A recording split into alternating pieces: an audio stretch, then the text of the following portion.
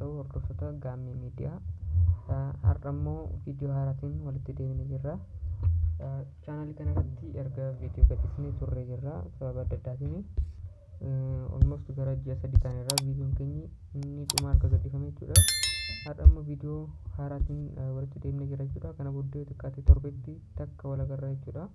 Kanaaf har'a kallattiimaan viidiyoo keenyatti dabarra jechuudha.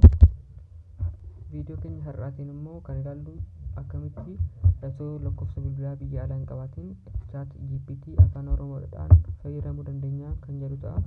Kanaaf jalqaba kaasee hanga xumuraatti nu faana tura.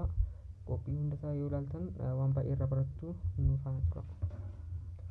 Kanaaf jalqaba gara telegiraamii keessanii deemtu akkuma argitan kana sarchi amma gashinu kana sarchi goota jechuudha.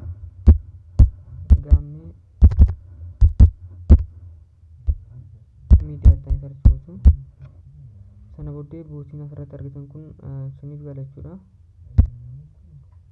Sana booddee start gootu. Akkuma argaa jirtan kun bootii chaanaalii keenyadha jechuudha. Bootii kanarraa waan baay'ee argachuu dandeessu. Nun garuu kallattiimaan gara viidiyoo kanaatti itti dhufna. Sana booddee teekinooloojii kan jedhu tuqxu. Sana booddee teelegiraam kan jedhu tuqxu. Ittaan sun warreen kan isiniif fide keessaa beest teelegiraam boot kan jedhu tuqxu jechuudha. Akkuma argaa jirtan gosoota bootii adda addaa isiniif fideera. As keessaa kan barbaadan filattanii tuquu dandeessu. Nun garaadhaaf kan barbaanne chat GPT kan waan ta'eef artificial intelligence kan jedhu tuqna jechuudha.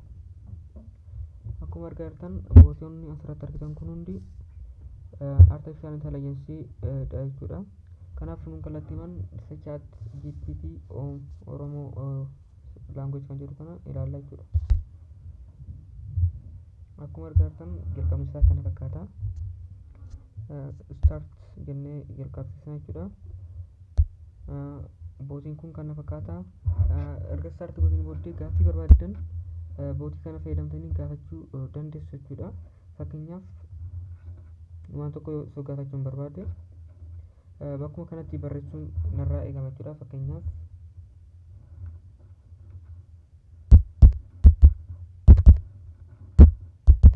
dhaabbanni YouTube kan eenyuti isin jedhe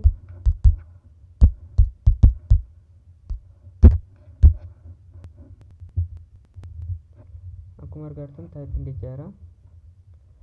Kun akkuma argaa jirtan YouTubein kan Google yoo ta'u dhaabbata Alphabet jedhamu jalatti argamudha jedha. Kanaaf gaaffii yeroo addan yoo gaafattan bootii kanarraa deebii argachuu dandeessu jechuudha.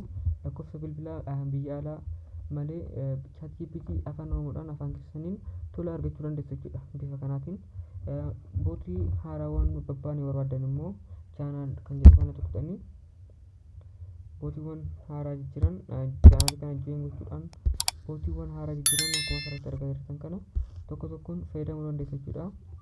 Even chat GPT yoo afaan Tigiriffaa barbaadan Amaariffaatiin barbaadan afaan adda addaatiin illee jira jechuudha. Kanaaf itti fayyadamuu dandeessu jechuudha.